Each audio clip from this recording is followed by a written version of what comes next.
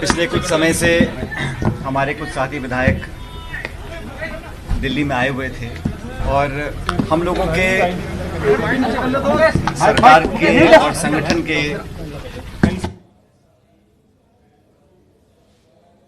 वेणुगोपाल जी ने बोला,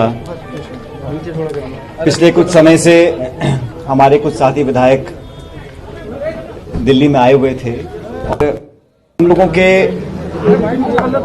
सरकार के और संगठन के कई सारे ऐसे मुद्दे थे जिसको हम रेखांकित करना चाहते थे।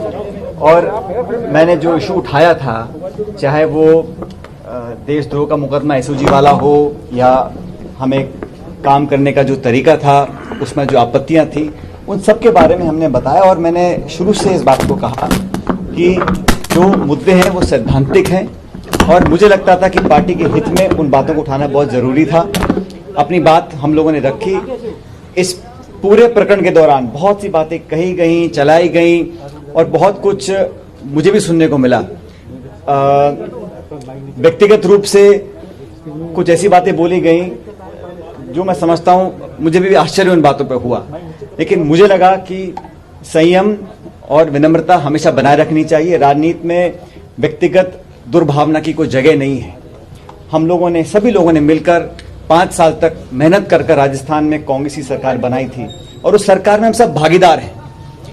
लेकिन जब मुझे लगा कि इन बातों में जहां पर मुझे आपत्तियां थीं या जहां पर मुझे लगा कि अपनी बात रखना बहुत जरूरी है, तो कांग्रेस के समक्ष मैंने उस बात को रखा।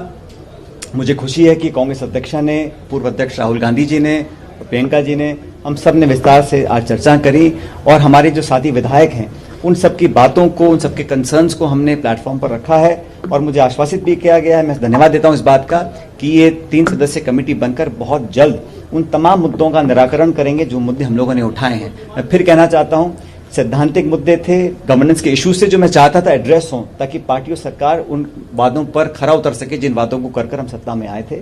और पार्टी पद देती है, पार्टी पद ले भी सकती है। मुझे पद की बहुत लालसा नहीं है, लेकिन मैं चाहता था जो मान सम्मान स्वाभिमान की बात हम लोगों ने करी थी वो बनी रहे। राजनीति में आज 18-20 साल से मैंने जो योगदान दिया है व्यक्तिगत रूप से पार्टी के प्रति, पार्टी इस बात को जानती है और हमने हमेशा कोशिश करी है कि जिन लोगों ने मेहनत कर इस सरकार का निर्माण किया है उन लोगों की हिस्सेदारी, भागीदारी सुनिश्चित की जाए। मुझे खुशी है कि कांग्रेस अध्यक्षा जी ने आज जो कमेटी का गठन किया है और ये बात भी जैसा वेणुगोपाल जी ने कहा कि समयबद्ध तरीके से इन सब बातों को सुनकर इसका अच्छा निराकरण किया जाएगा। मैं समझता हूं ये एक स्वागत योग्य कदम है।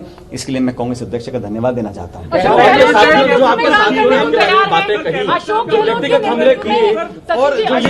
बीजेपी के हाथों खेल रहे हैं आप। देखिए, ऐसा है, आज से 1.5 साल पहले जब हम चुनाव जीतकर आए थे उस समय हमने कांग्रेस अध्यक्ष को ये निर्णय दिया था देने के लिए कि कांग्रेस का मुख्यमंत्री कौन बनेगा। उस समय अशोक गहलोत जी को मुख्यमंत्री बनाया गया और मुझे उप मुख्यमंत्री बनने की जिम्मेदारी दी गई थी और हमने लगातार काम किया। और मुझे लगा कि इन 1.5 साल में जो मेरा अनुभव रहा वो मैं कांग्रेस तक, कांग्रेस का आला कमान तक लेकर जाऊं। और मैंने सारी बातें कही हैं, वो आज मैं इस प्रेस या मीडिया के माध्यम से बोलना नहीं चाहता हूं, लेकिन वो सारी बातें मैंने बताई हैं और मुझे लगता है कि समस्या का समाधान होगा, क्योंकि जो सरकार ने और पार्टी ने वादे किए वो निभाने बहुत जरूरी हैं। और मैंने कभी भी सुन लीजिए, हमने कभी भी इस प्रकार की भावना या भाषा या आचरण का उपयोग नहीं किया जो हमारे योग्य नहीं है। और मैं आज भी इस बात पर कायम हूं कि हम लोगों ने हमेशा एक दूसरे का सम्मान भी किया है, लेकिन पार्टी और सरकार के जो हित में था उसको हमने रखा है। और जितना भी लोग कुछ भी कहें, ये बात सच है कि हम लोग कांग्रेस पार्टी के न सिर्फ सिंबल पर जीत कर आए, लेकिन कांग्रेस पार्टी का काम कर हम सत्ता में आए थे और आज हमारी जवाबदेही बनती है कि हम कैसे उन वादों को पूरा करें। इसलिए मेरा आज ये जो आज हम लोगों ने अपनी बात रखी, सभी विधायकों ने रखी, हम सब मिलकर यहाँ पर आए थे। मैं धन्यवाद देना चाहता हूँ सभी विधायकों का कि इन्होंने बड़े एक खुले माहौल में बेबाकी से अपनी बात को रखा, उसका संज्ञान भी पार्टी ने लिया है। और मैं धन्यवाद देना चाहता हूँ प्रियंका जी का, जिन्होंने समय निकालकर आज हम सबसे बात करी, अलग अलग सब बातों को सुना और मुझे लगता है कि बहुत जल्द समस्या का समाधान।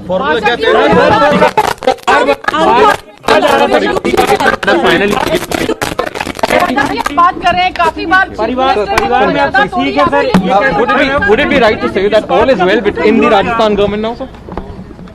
सर, अभी